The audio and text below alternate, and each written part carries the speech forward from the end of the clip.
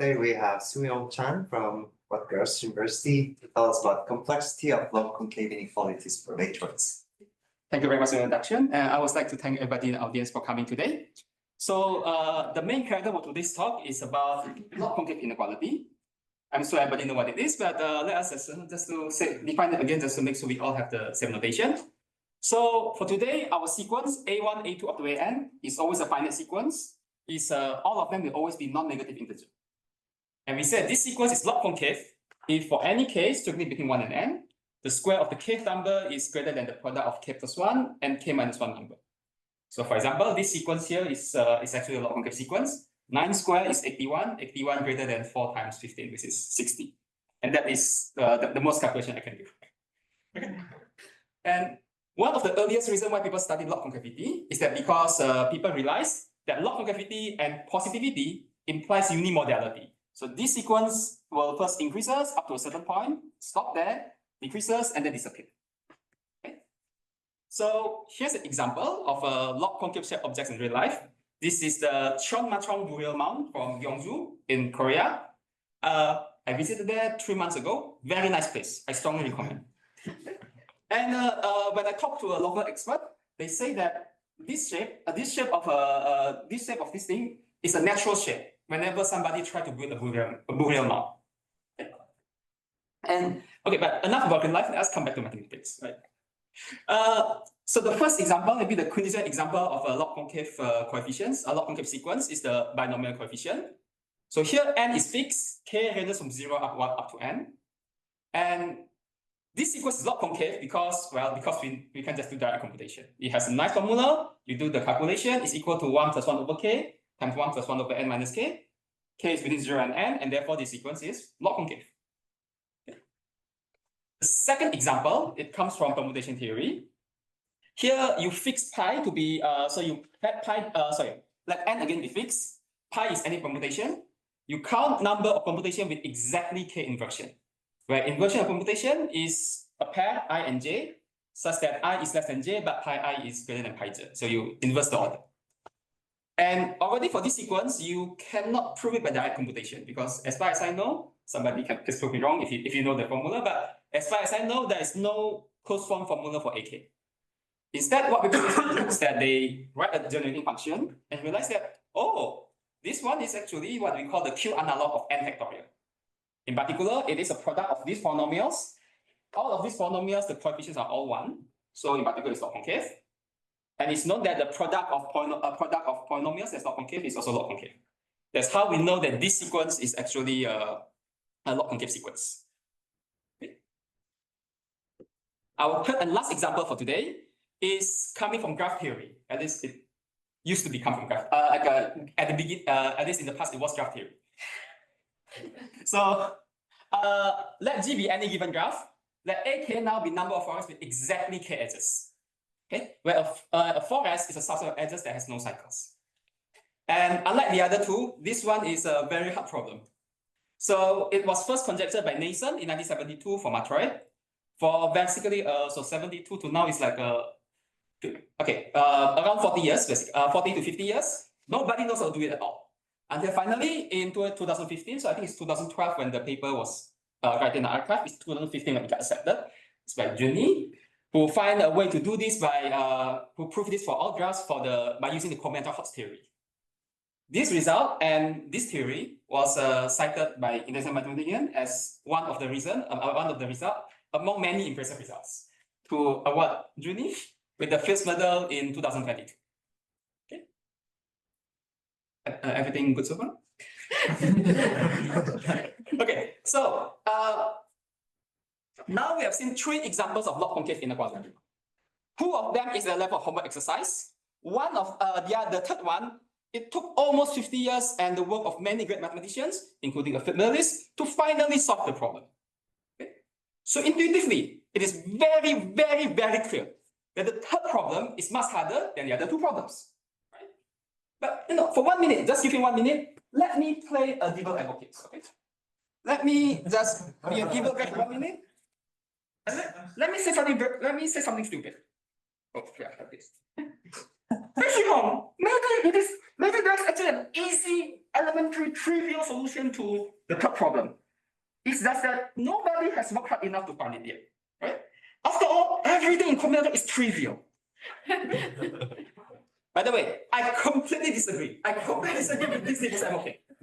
But, we are all mathematicians here. We are all civilized people. So if I disagree with somebody and want to say he's wrong, I should not go to Twitter and just like, to caps lock, you are wrong. Instead, what we should do is that we should give a formal, rigorous proof why the third inequality is actually strictly harder than the other two inequality. That is our goal for today, and we will try to do so by using tools and ideas that come from the complexity theory. Okay? That is our goal. And before I continue, actually, I would like to apologize because unfortunately, at least until now, I still don't know how to do that for exactly the inequality from before. That's why for today, we will do the second best thing, which is that we will show that an inequality that is slightly more general, that is still very combinatorial inequality, and we show that that inequality is actually strictly harder to prove than the other two inequalities. Yes, question? Is that notion of slightly one that can be made precise? Or it looks maybe a little bit more general? We can prove that it is definitely more general in the sense that that conjecture will be implied by inequality that we will show. How slight is that? That is something that we don't know how to quantify yet, at least not by complexity theory. So that's a question about slightly or strictly? Slightly. Oh, Slightly. Slightly. Then okay. Then that is okay. Maybe I use the word slightly, but that's more general. Okay. More general, but not by too much. Yeah. Okay. Strictly, yes. Then the strictly we know that it implies something else. Yes. Okay. Any other question? Okay. Thank you. And so let me continue now to say exactly what is this strictly more general inequality. And to do that, let me just quickly recap what is matroid again, just to make sure we all have the same notation. And for today, the matroid will be a collection of two things. One is the ground set X, is always finite, and I will be a collection of independent set. These are the subset of the ground set that satisfy properties. The properties in the next slide. But for today, the two important examples that we will keep using. First one is the graphic matroid. This is when the set of X is the set of edges of any given graph. The independent set is the set that form a forest. So these are our previous example. The other one, the one that we'll focus on actually a bit more at the later end of the talk, is the binary matroid. This is all matroid, a collection of vectors, is a set of vector space, set of vectors over a finite field F2. And your set is independent if and only if it forms a linearly independent vectors. That's why it's called independent set. Okay? You seem to have omitted some parts. Oh, yeah. Sorry? I was going to say you seem to have omitted some parts of the definition of a matrix. Exactly. This is a definition. Yeah. So or maybe axioms. You need to satisfy two axioms. First one is hereditary. It means that subset of a independent set is again independent. Exchange means that if you have two subsets, one of them is larger than the other, you can move some element from the larger set, move it to a smaller set, and this set is again independent. So the idea is that this is like the abstract notion of vector space. It should capture almost all, if not all, of the important properties of vector spaces. So to follow the idea, a basis is a maximal independent set. The rank of a matroid is the size of the basis, just like with the vector spaces. Okay, so now that is the end of the recap, and now we'll talk about the Mason's conjecture. So the one I presented before was the special case for the graph, but in fact, the conjecture is for all matroid, first stated by Mason in 1972. It was the statement was that for any matroid M, let Ik be the number of independent set with exactly k elements. Okay? And in the case of graph, this is number of forests. So Mason in fact made three conjectures, and which is like from level of log-concave, strong log-concave, ultra log-concave. But for today, the one that we want to actually pay more attention, focus on, is the first Mason's conjecture. Only that say that it's log-concave. And as we talked about before, this conjecture was proved in 2015 for graphical matroid case by Juni. And then subsequent works with Juni and two other co-authors. And in the end, in 2018, they finally proved this for all matroids. And everybody rejoiced. And one thing about these two proofs is that all of them use this idea that nowadays we call it combinatorial Hodge theory. And since then, there has been many different many different ways to how you should interpret the Mason's conjecture. And today I want to focus on the one particular approach that think of this Mason's conjecture as a consequence of a stronger inequality. Okay? And this stronger inequality is what we call the Stanley-Yan inequality. Any questions so far? Everybody happy? Okay. Okay, so the inequality statement goes like this. Let M be any matroid, and you now need to fix a subset S of your matroid. Let Bk be the number of bases of this matroid such that exactly k elements come from your set S. And here I will also multiply by binomial coefficient. This is just you can think of a normalization. It makes the inequality stronger. So in the literature, usually sometimes it's called the ultra log-concave. Okay, and this inequality was proved by Stanley and Yan that this sequence B1, B2, B3 up to Bn is a log-concave sequence. Okay, and this inequality was the reason why it's called Stanley-Yan is because it's proved by two different people in two different phases. The first phase was by Richard Stanley in 1981. So he proved this for the case of all regular matroid. And Stanley proof is like very elegant. It's like literally one-page proof. The idea is that you should think of this number Bk not as a number of bases of matroid. You should think of this as the mixed volume of some special polytops that's called the zoonotops. And then from there, the log-concave inequality follows directly from the Alexander-Fairchild inequality for mixed volume. So this is a classical inequality going back all the way to 1930s on mixed volume. Yes. So that's what happened in 50 at this point is so 80 to 40 years ago. And for a very long time, we cannot actually improve this to anything that's non-triangular because you simply do not have like the right polytops to do so. It was only until recently in 2023, Alan Yan, who back then was a student in student in Princeton University. He was working with Junli as for his undergrad thesis, and he found a proof of this inequality for all matroids. And this time, this is by using the theory of Lorentzian polynomials. Okay, where Lorentzian polynomial, this is you can think of this as I like to think of this as the polynomial theory version of Hodge theory. And it has been used to prove, it's a very strong tool, has been used to prove many impressive results. Okay? So that is the short story for what is a Stanley inequality. Everybody happy? Okay. And I claim that this inequality is a stronger inequality compared to Mason's conjecture because of the following reason. In fact, we will give one-page proof of Mason's conjecture, assuming you have Stanley-Yan inequality. Stanley inequality itself, you need to prove it using Lorentzian polynomials. Okay? So here is how the proof works. Let M be the original matroid in Mason's conjecture, written in blue. M prime is not the new matroid, where you take M, you take the direct sum of the matroid M with the free matroid of R elements. And let S, this set S that you need to define the Stanley inequality, to be the ground set of the original matroid M. It follows almost by definition that the number ik for M is equal to the number of bk for n prime normalized by 1 over r factorial. In particular, because Stanley-Yan already tell you that this sequence bk is actually a log-concave sequence, it then follows that the original sequence ik will also be a log-concave sequence. That is one-page proof, or in this case, it's 2 slides, but if you write it in paper, it is one page. Okay, so this is a one-page proof of the Stanley-Yan inequality. Sorry, one page proof of first Mason's conjecture. Sorry. Up till here, any question? Everybody happy? Does the argument prove stronger version? I know the stronger version of Mason. That's a very good question. So yes, the Mason's conjecture has 3 versions. There's the ultra log-concave. This one does not, unfortunately.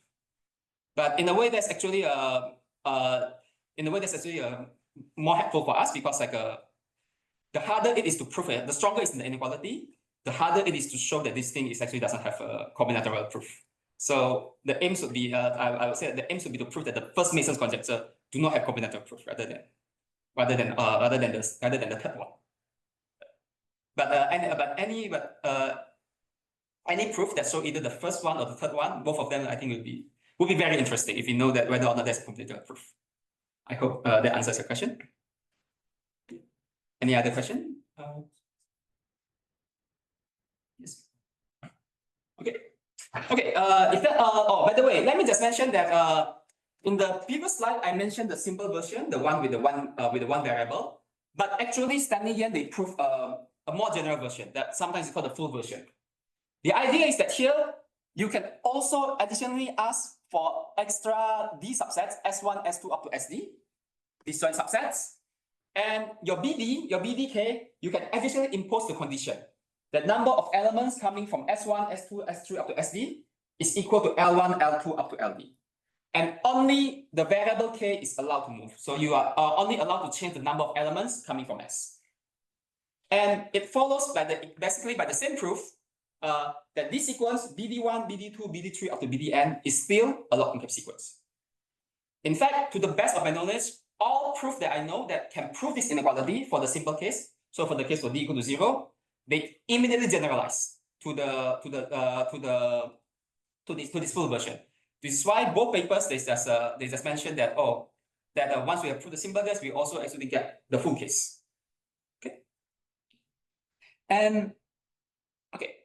Is there a general case of the Mason conjecture? Yes, there is a general case of Mason's conjecture that the Mason's inequality or first Mason's conjecture that actually follow from this. And in fact, actually, there is also the full version of the third Mason's conjecture. It also follows from Lorentzian polynomials. And for that one, it's still open, where we don't even know what's the equality conditions. What is the number of independent sets? What does it generalize to if you use this inequality? Then it will be you replace the number of bases to be number of independent set. The number of elements coming from SI is equal to LI. Oh, okay. So the SIs are still there, just the S gets disappeared. The F disappears, exactly. So the S you replace it with free matroid. Okay. Thanks for the question. Any other questions? Don't hesitate to ask questions. Okay. Okay. If there are no questions, then let me again becoming my devil's advocate. Okay. Okay. So now we have seen Stanley-Yan inequality, and you see that both the left-hand side and right-hand side, they both have combinatorial interpretation. They are both counting the bases of matroid that satisfy some properties. So, if I want to give you a trivial elementary proof of this inequality, in particular, we will give you a trivial elementary proof for Mason's conjecture.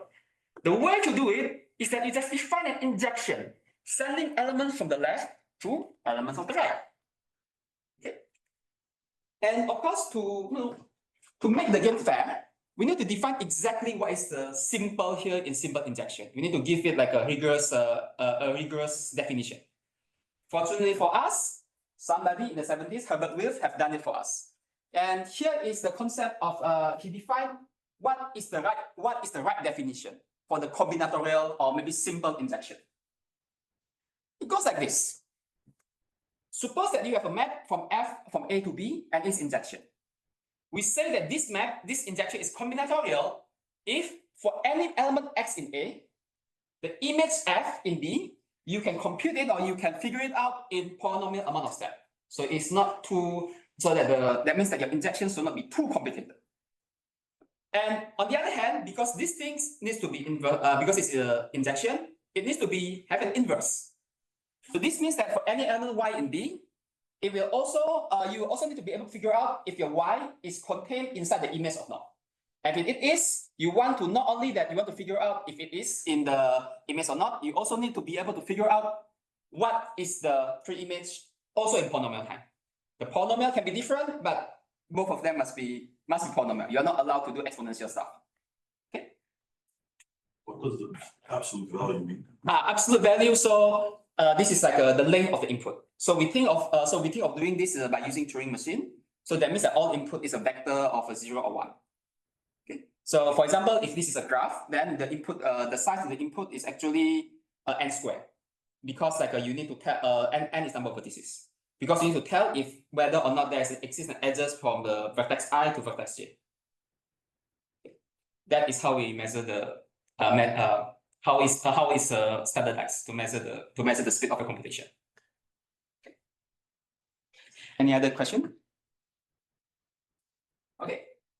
Now, here is an example of let me give you an example of injective proof for binomial inequality. So we know this is true by using the direct computation, but here is a combinatorial proof. And the idea is that you should interpret all of this number as counting lattice paths. So let A, B, C, D be any 4 integer point on the integer lattice, dimension 2. K, A, C, B, D will be the number of pair of northeast lattice path. So this means that the paths will either go right or go up. You're not allowed to go back, you're not allowed to go left, or you're not allowed to go down. And I want to count the number of pair of northeast lattice path from A to C and B to D. Now, let A, B, C, D be given by these 4 points. Okay? And then it follows almost by definition that n choose k square, so this is the left-hand side of the binomial inequality. It has the combinate interpretation as k a c b d, while the right-hand side has a combinate interpretation of k a d b c. Okay? So now, an injective proof of this inequality will be to give you a map F or injection map that maps all lattice paths counted by KADBC to lattice path counted by ACBD. And the way to do it is actually it's very beautiful. The way to do it is that you first just draw your path. Like for any element in KADBC, just draw the corresponding lattice path. That takes you a linear amount of steps. Then find the first point of intersection. It always exists because of the position of ABCD is defined so that they always find there's an intersection. Swap the blue and red color. That will give you the path on the right-hand side. And it is known, so it's easy to check this is an injection. And also notice that to find the image and pre-image, both of them take a linear amount of time. In particular, it takes polynomial time. So this is a combinate injection.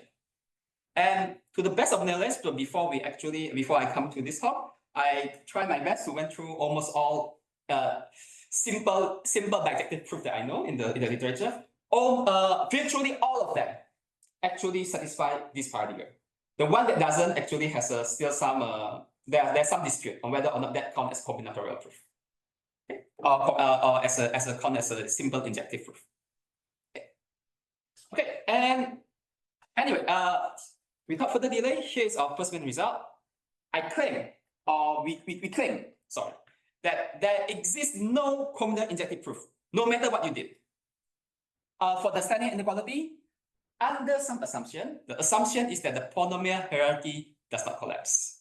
And I will define what this means in the next slide. But before I do that, are there any questions about the setup? I seem to see somebody raising their hand. So no? Okay, sorry. Everybody happy? Okay. If everybody happy, then let me define what is the polynomial hierarchy. Okay. So the definition goes like this. Polynomial hierarchy, you should think of it as a subclass of decision problem.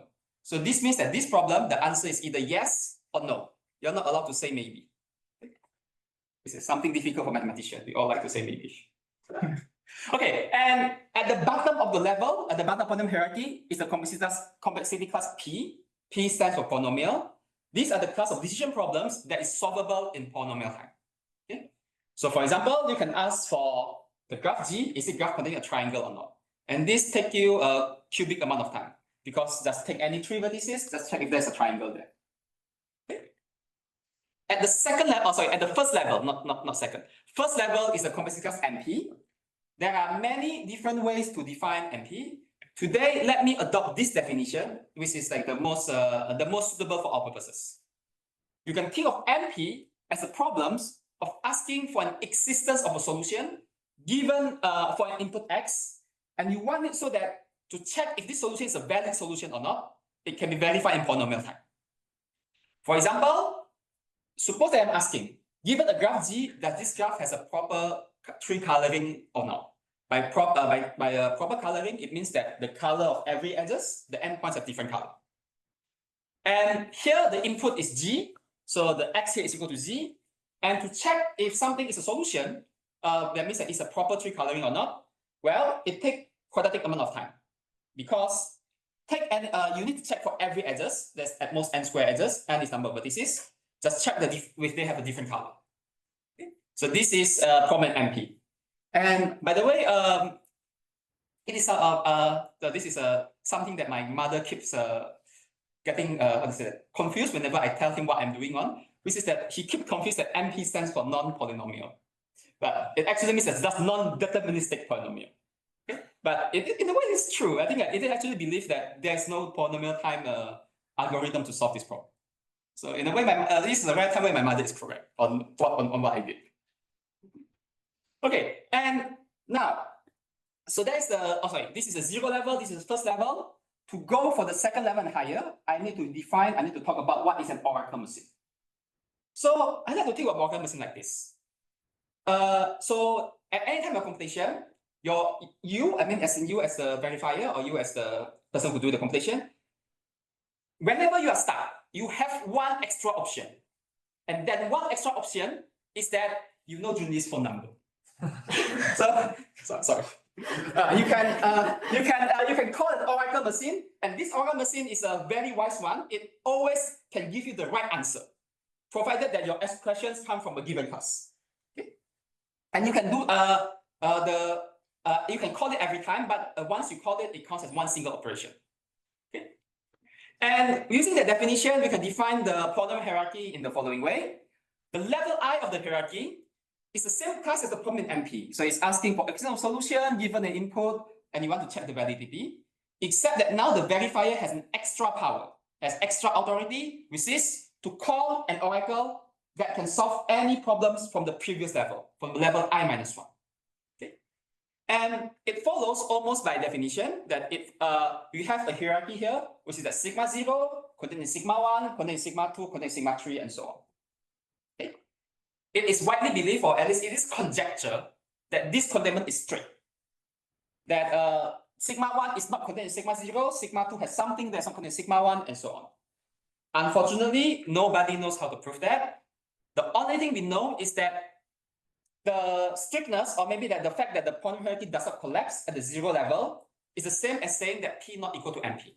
So this means that if you can show this collapse, you actually will get, you are guaranteed, not just actually, you are guaranteed to get $1 million from the Millennium Dollar Prize. And the second, the first level is known to be equivalent to MP equal to co-MP. So this is another conjecture in computer science. If you can disprove or prove this, I'm not sure now, but probably you also get $1 million. But not from the Millennium Dollar Prize, not from the Millennium Prize, it's from the Turing Prize. Okay. Yeah, so I guess in that sense that if you solve P not equal to MP, you get $2 million. Yes. Yeah, what's going to get? There are 0 ways to make fun. I agree, but it's as I said, I think this is it's a bit hard to explain to my parents, right? Okay, why do you want to do math? The easiest way always, I don't think I've ever solved this thing, but the easiest way to tell them is that I can give you $2 million. I can buy lotteries. Okay, anyway, sorry, let me get. Okay, anyway, so this is the definition of polynomial hierarchy.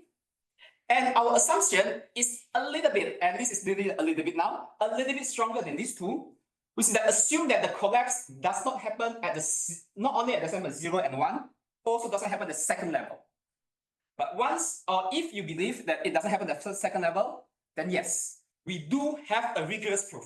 Why you should not only that you should not expect, why you are not even allowed to even find a combinatorial injective proof.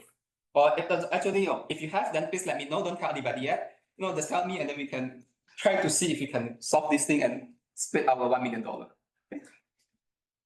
Okay, so this is our first main result. Any questions so far about the result? About the rigor?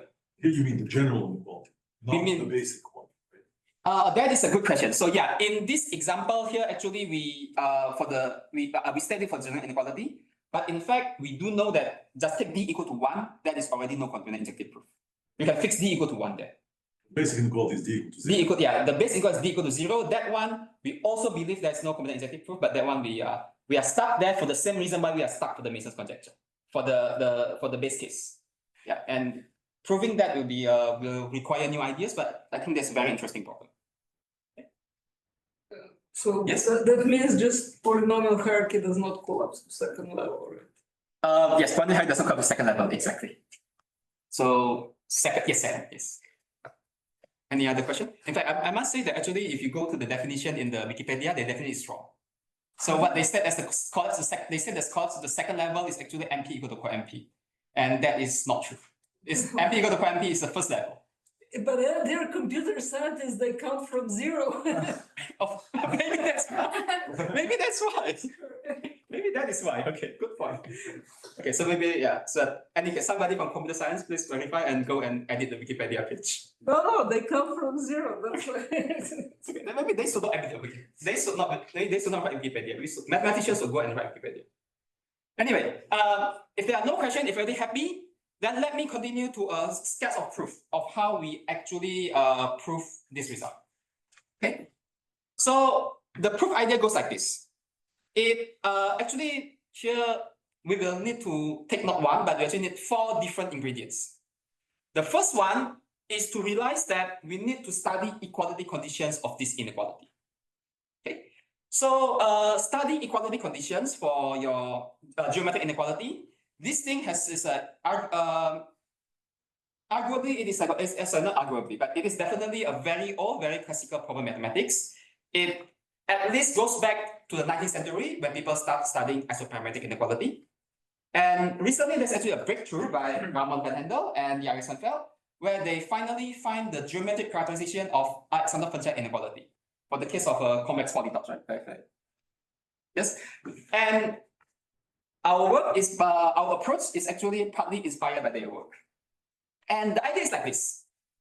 You should look at the Stanley-Yan you should look at the equality conditions as the following decision problem. The input is binary matroid M, and all other data, so subsets S to S1 to SD, numbers, integers K, L1, L2 up to LD. In this example, just to make it simple, you can think of D also as part of the input. But actually in our proof, you can just take D equal to 1. That is already enough. Okay, so D is fixed equal to 1. And in this problem, the output is yes, if there's equality, no, if there's if it's a strict inequality.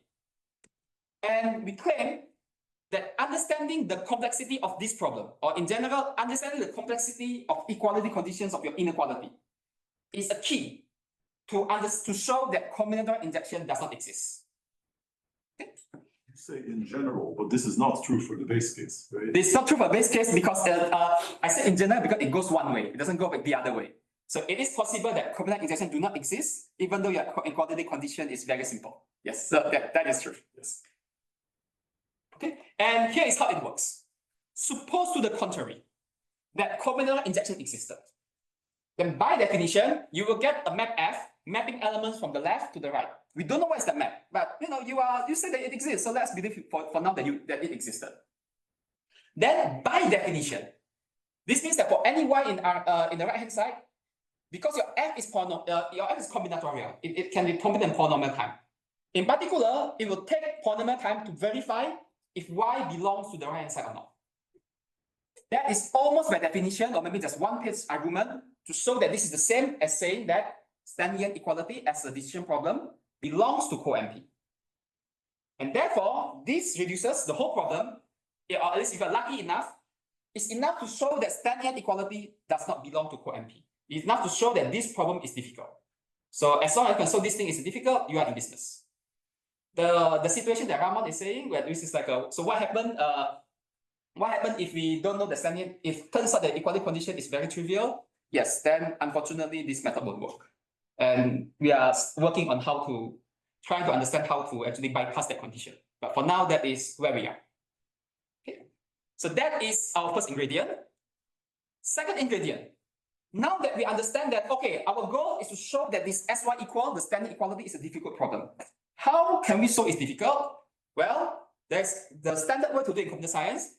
If you want to show that problem A is difficult, you try to show that, I can use problem A as a black box to solve another problem B that is already known in the computer science, in the community to be a difficult problem.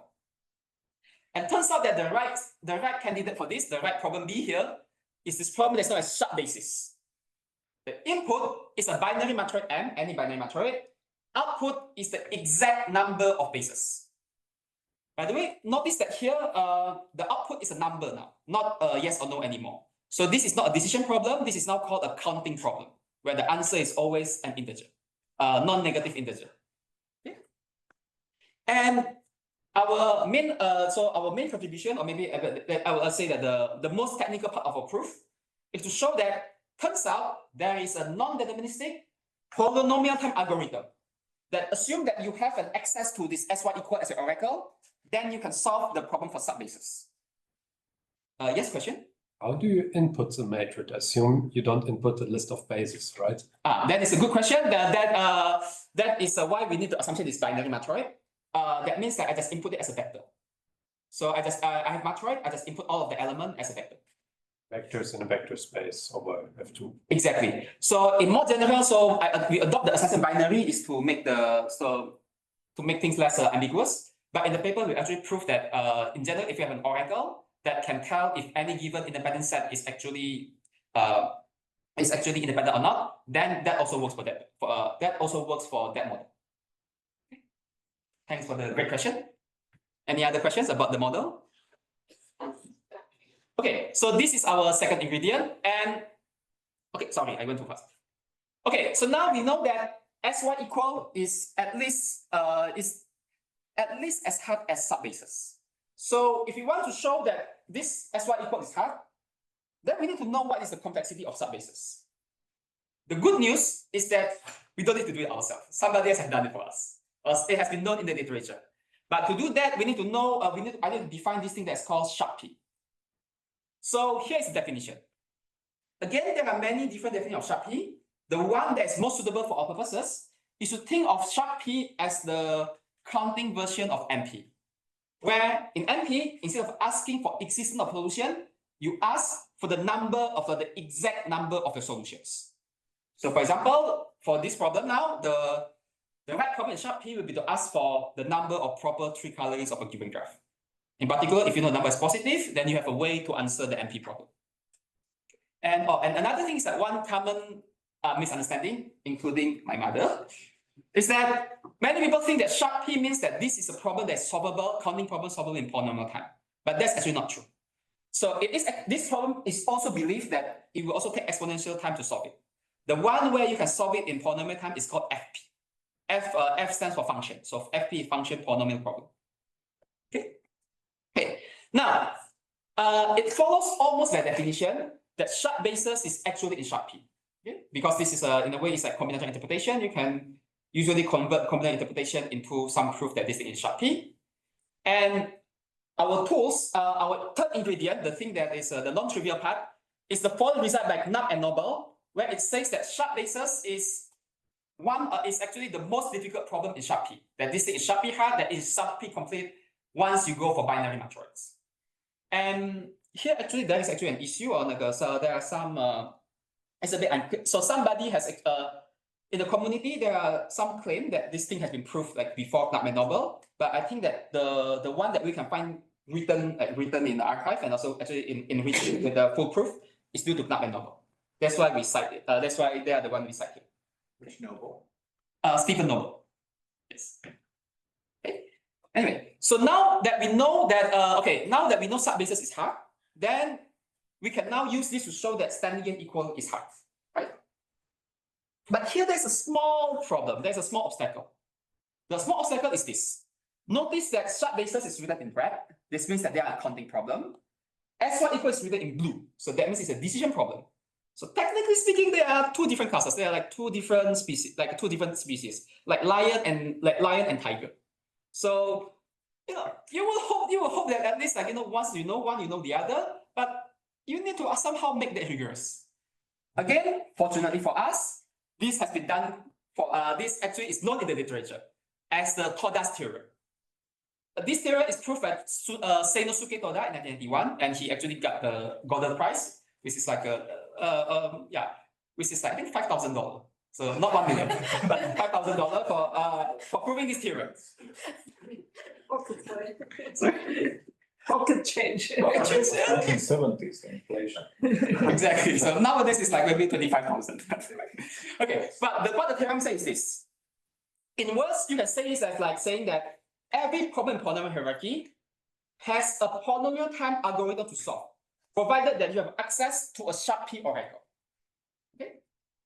In particular, the left-hand side decision problem, right-hand side is the complex counting problem, and this is exactly what we need to convert the difficulty or convert our statement of the complexity for the counting problem into our problem. This is a decision problem. These are all our 4 ingredients. Okay. Now, let me just get some water before we continue. Okay, now that we have all 4 ingredients, let us just combine all of them and prove our result. The proof goes like this. First step, so we go like a last in, first out. So 4th ingredient, use first. So we start with product theorem. It tells us that pH is contained in P to the power of sharp P. By the 3rd ingredient, the result of NUF and noble, we know that sharp basis is the hardest problem in sharp P. So this whole thing is contained in P to the power of sharp basis. On the other hand, our 2nd ingredient, we know that SY equals Stanley-Yan equality can be used as a black box to solve sharp basis. So this whole thing is contained in MP to the power of Stanley-Yan equality. And notice here that here I write MP rather than P. This is because remember, our reduction is non-deterministic algorithm, not deterministic algorithm. That's why we pay the price of this P becomes MP. Okay. And now, lastly, suppose to the contrary. Okay, suppose to the contrary that combinatorial injection existed. We have seen that by definition, that means that SY equal belongs to co-NP. In particular, co-NP belongs to sigma 1. By definition, this is sigma 2. So this would mean that if there exists combinatorial injection, then the PS, the polynomial hierarchy, will collapse to the 2nd level. That, ladies and gentlemen, is the full proof of our main result, modulo the some technical part. Okay, up till here, any question? So does the same thing work for like combinatorial surjective proofs? Combinatorial surjective.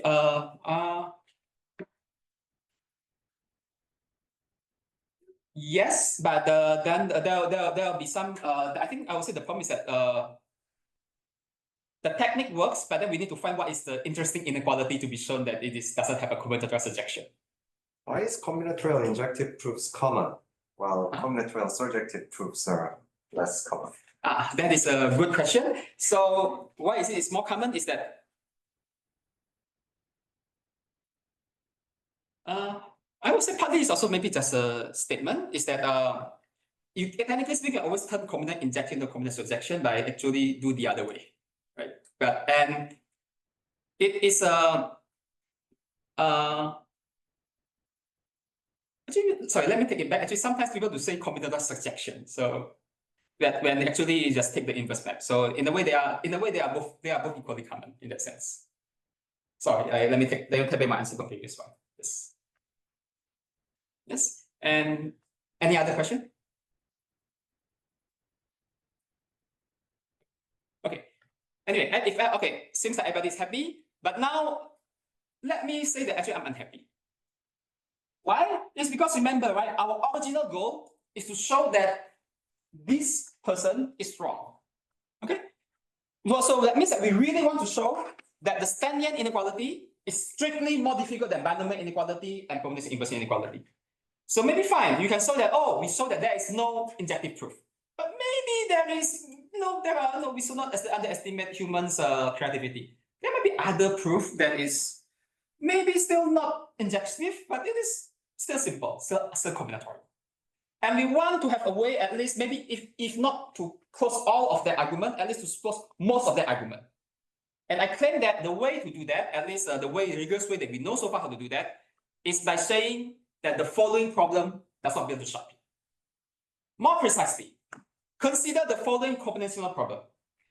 The input, again, is binary matroids and all other stuff that you need to define Stanley-Yan inequality. Output will be the difference in the Stanley-Yan inequality, which, because we know the inequality is true, this number is definitely a non-negative integer. Therefore, it's very nice to ask like, hey, Swee, can you say, is this maybe, can you define, does this actually define a counting problem? Or more precisely, does this actually a problem in sharp P? And we claim that by the same argument from before, it actually follows that this problem does not belong to Sharp P. Okay. Under the same assumption. And let's see how this, in fact, no. Let me just say that when we first find this problem, I actually think that we make mistakes. I actually thought that, okay, maybe there is some contradiction somewhere that we don't see. And the reason is because like this. There are indeed many inequalities in combinatorics that I know that are not in Sharp P, but they're usually not there for trivial reasons. For example, because the number they count is like the tower function, like 2 to the power of 2 to the power of 2 to the power of 2, like the Ramsey numbers. Then yeah, that thing is not in Sharp P. But these numbers here, both the bk and bk plus 1, bk minus 1, they all are already in Sharp P by definition because they have a combinatorial interpretation. They are counting basis of something. So this number is not very big. On the other hand, now you take the difference. The number becomes smaller, but somehow the smaller thing becomes harder to compute. And at first we found it weird, but finally we checked the proof many times and I finally convinced myself that it's correct. And that is one reason. The other reason is because that it is true that most of the, as far as I know, there are not many results in algebraic combinatorics that say that something is not Sharp P. The one that I know, the first natural one, okay, this talk is expensive. It's due to Greta Panova in the audience and with his co-authors Christian Icke-Meyer and Igor Pan, where they show that, I think 2023, and they show that if you take the characteristic, the square of the irreducible character of Sn,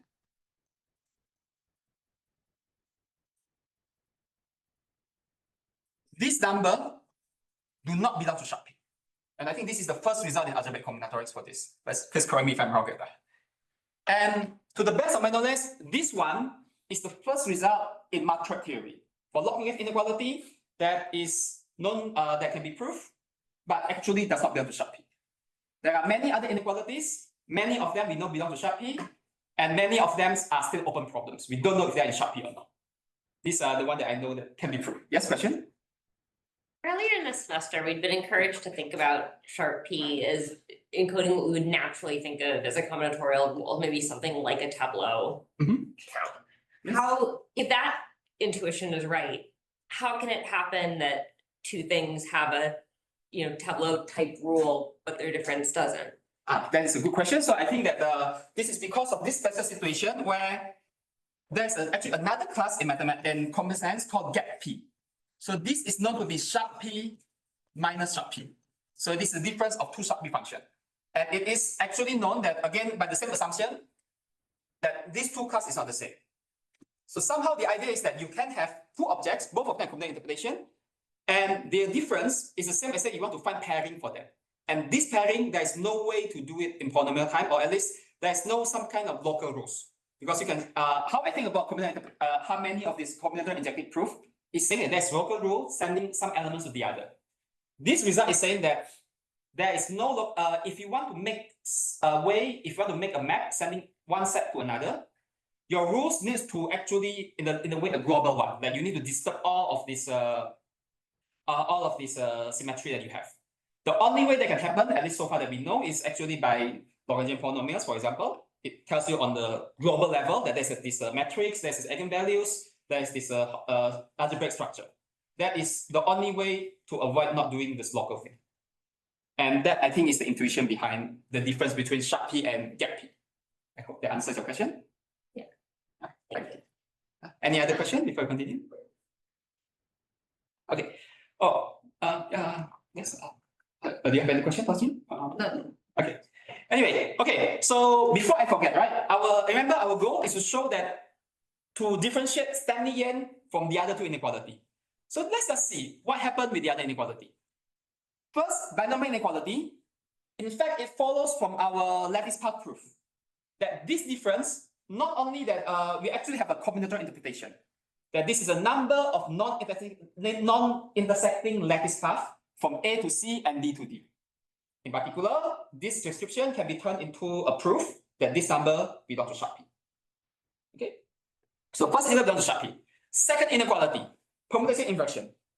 As I said before, there is no direct formula, And in fact, there is actually injective proof by Miklos-Bona in 2001, who showed that this inequality is also injective. You can use it to prove that in sharp P. But there's actually an even faster way to do that. You should just think of this as that, remember, this sequence has a nice formula for the generating function. So nice that it can be computed in polynomial time. It's known that once you can compute all the costs in polynomial time, this difference is also in polynomial time. In particular, it belongs to Fp, and there's a theorem in computer science saying that Fp belongs to sharp P. So that is how we know this inequality belongs to sharp P. Okay? So in conclusion, we have three inequalities. First two belong to sharp P, the binomial condition inversion. The third one is not in sharp P. So this gives a rigorous way to answer the question from the Devil's advocate. This rigorously shows that Stanley-Yan inequality in particular, but more in general, Log-concave polynomials, is an impressive tool. It's a very strong tool. It can prove results that cannot be proved by common approaches in enumerative combinatorics. Okay? And maybe let me just mention that, by the way, I forgot to mention this in the beginning, but all these three inequalities actually can be proved by the Lorentzian polynomials. So in a way, this result is saying that there's a spectrum on the level of Lorentzian polynomials. Right? Of course, if you start with the Lorentzian polynomials, all coefficients equal to 1, then yes, that thing is sharp P. But as you keep going, then at some point it will happen that it will not be in sharp P anymore. And I think that the interesting question will be to ask that exactly where the transition happens, exactly where things go from sharp P to not sharp P, goes from simple or maybe go from combinatorial interpretation to no combinatorial interpretation. And I conjecture, at least we conjecture, me and Igor and maybe some other people too, we believe that the things happening at the level of the first Mason's conjecture. Right? Remember that Stanley-Yan implies this conjecture, but we also, we strongly believe, at least, okay, that this thing is not in sharp P, but we don't know how to do that. The reason is exactly as Ramon said, that unfortunately, the equality condition for this inequality is known. And that equality condition is in co-MP. So in particular, it's the first level of the polynomial hierarchy. So our approach does not work. What I think is that what is going on is that it's limitation at the level of technicality. That yes, there is a technical obstacle, but this thing is most likely true, or maybe probably true. Just that we don't know how to do that yet. And if any of you have any idea how to do it, please let me know after the talk. I will be happy to think about how to possibly avoid this. In fact, I believe that you probably don't go all the way to all matroids, just for graphs. Nice sense conjecture for graphs, so this is number of forests. That is already not in sharp P. And I think that once you can do that, then I think like basically that is the cutting, that is the, what do you call that, the threshold point. Everything above that is in sharp P, everything below that is not, everything above that is not in sharp P, everything below that is in sharp P. Okay? And I think that's all I want to say. Thank you very much for listening.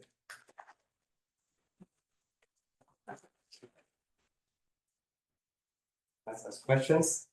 Yes, Dr. Can you talk about your reductions a bit? Yes, of course. Let's see. So the second reduction, right? Where is it? This one. So how do we use sharp basis to solve the Stanley-Yan inequality? How to use that? And the idea is as follows. First is that,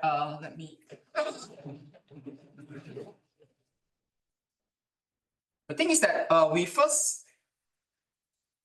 there's a construction. Suppose that you have so start from sy equal. The idea is that you can find P and Q. Find P.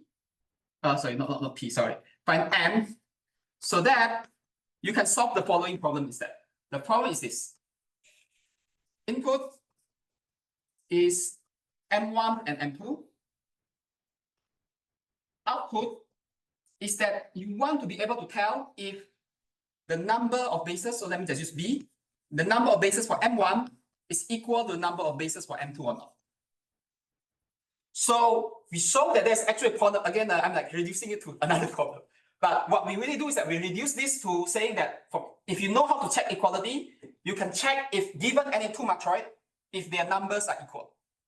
And once you are here, there's actually a standard argument. Standard argument showing that how you can use this to construct a non-deterministic polynomial to count the function here. So if I count number of bases.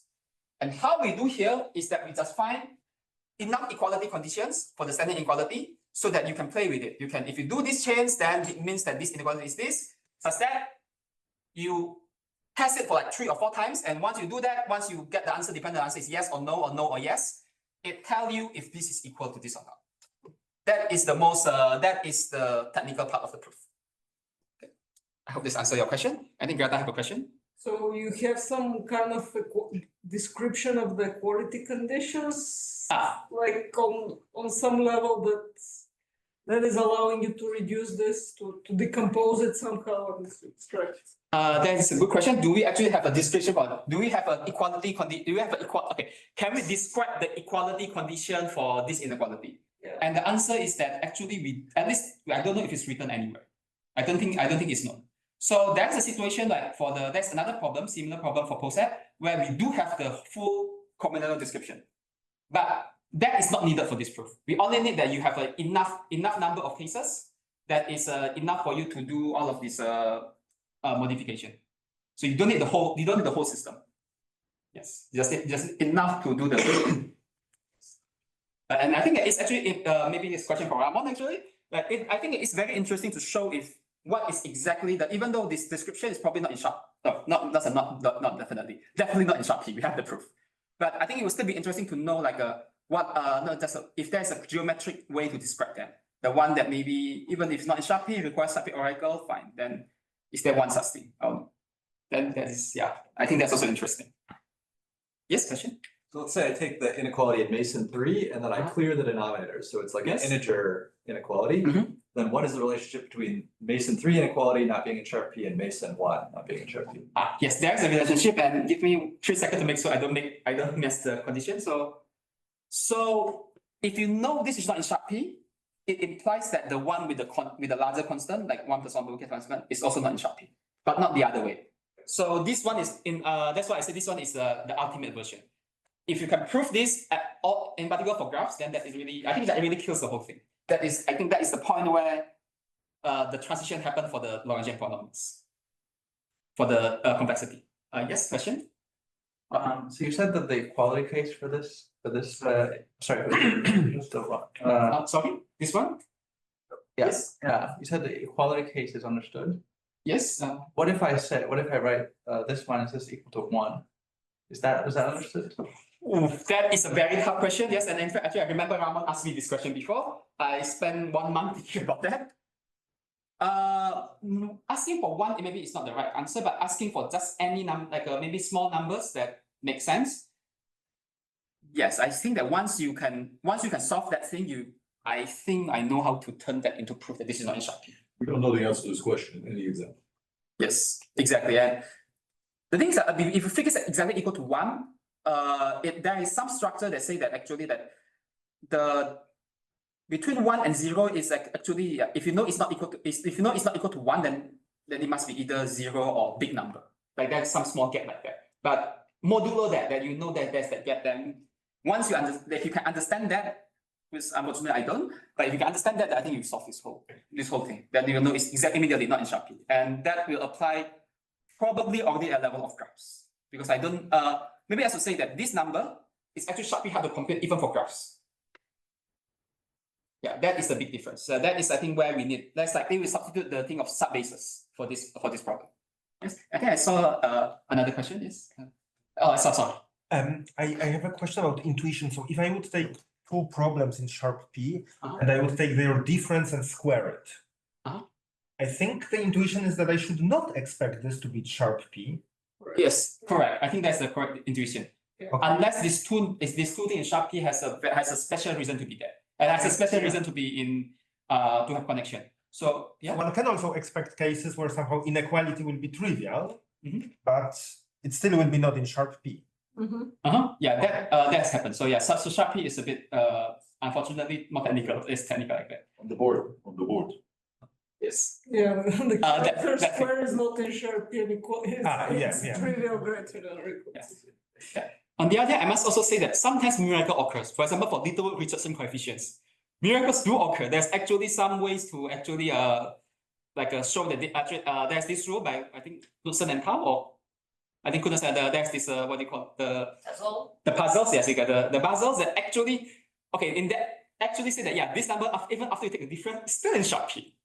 Yes, I think they use it to prove the supersaturation conjecture. Yes. So sometimes miracle will happen, and the question is like, do you expect miracle to happen again here? Yes. Yes, question? There are also complexity classes for polynomials, like how complex it is to evaluate them, and like do these results imply that the Lorentzian polynomials that are used to prove, for example, Mason's conjecture must be like in a difficult. Yeah, yes, exactly. No. That's not. They could be. Unfortunately, this type of connections don't. Okay. They don't imply each other. So, but if I understand correctly, maybe is your question like is it hard to compare the coefficients of Lorentzian polynomials? Then is that your question? Or? No, the polynomial itself. I see. Then no, unfortunately, no, we cannot do that. We don't know. I don't think there's a connection, but might be because of my lack of my ignorance. But I think Greta is no more than this. I mean, you can always take permanent as an example. Like each monomial is very easy, but the permanent is VNP, and you can do the other way around also. So. I mean, yeah, the permanent is VNP. Yes. Complete. Yeah. But you know exactly what the coefficients are, and everything is very easy. No, but I mean, in these proofs, you not just look at the coefficients. You specialize, set variables equal to each other. So then you have to sum up some coefficients. It's not just knowing the coefficients. Yeah, but it still wouldn't. Well, probably they are hard, the polynomials that are involved.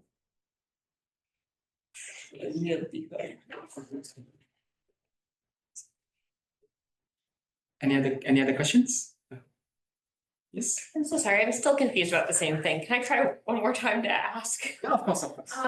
Why should I be thinking about taking functions between two sets that I understand and trying to do a set difference instead of thinking about I compute two integers each quickly enough and then I just subtract one integer from another?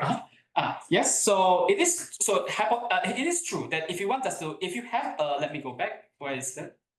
This one, but where if you have sorry, let me go back. If you have a polynomial time algorithm to compute both of them, then yes, the difference of them will also be polynomial time. But the problem is that this difference, they are actually exponential time. So using that intuition, you will still get that it will take exponential time to compute the whole the difference. But it's already known that even just one number is already exponential, so that does not help. So what is really the difference here is that it's a difference between exponential one and exponential. It's like a difference between a guy that sorry, not a guy, a soldier. That's also kind of a person who actually is like running a half a marathon and against somebody who's running a whole marathon. So both of them are exponential. It's difficult and exponential, but the person that runs the full marathon is much harder. And I think there's a difference between the sharp P and gap P. So both of them will, let me go. Yeah, both of them will take exponential time to compute. But gap P, I'll switch here. Gap P is harder than sharp P. And there's a difference between like a 50-step polynomial, 50-step exponential, and like 100-step marathon. 50-step marathon and 100-step marathon. So the difference is there. There's a difference. And this difference is somehow, we are arguing that it is the difference between usual combinatorial interpretation and no combinatorial interpretation. I hope that answers your question. I think this is a me problem, and I think I'm beyond help. Thank you. So it's my fault. I'm sorry. No, it's my fault. Yes, question. Wait, so are you saying that like computing the same thing twice might be harder? In terms of running, enter a different complexity class? Yes, it will be a different complexity class, but in terms of runtime, if you are just asking for runtime, is it exponential or not, they are both exponential. That difference is not fine enough to see they're both exponential, but like multiplying it by 2 somehow puts it into a different class? Multiplying by 2, no, but but subtraction is the problem. Subtraction is a problem, yes. But subtracting 2 numbers is. But you don't get the number. Yeah, so it's not, the whole thing is not about runtime, but how long it takes you to compute them. In both cases, it's going to take you exponential time. Yes. it's the whole thing is about what kind of expression do you have, and I think the ultimate goal, if you want to have a combinatorial interpretation, you want to count positive things. Subtraction-free formulas. So you want the subtraction-free Exactly. formula. Okay. Like and one of the ideas is that you really want to have if you want to show that whatever number you care about is strictly positive, you want to find one object that proves it for you, like one little Richardson tableau or one whatever. And if you have to compute the whole thing and subtract the two numbers in order to figure that out, then it's kind of useless. I think there's one last question, or maybe you're running out of time. Maybe one last question from Connor, if you don't mind. No, I think it was also on this issue. I think it was answered. Okay, thank you so much, Greta, for having me. Thanks.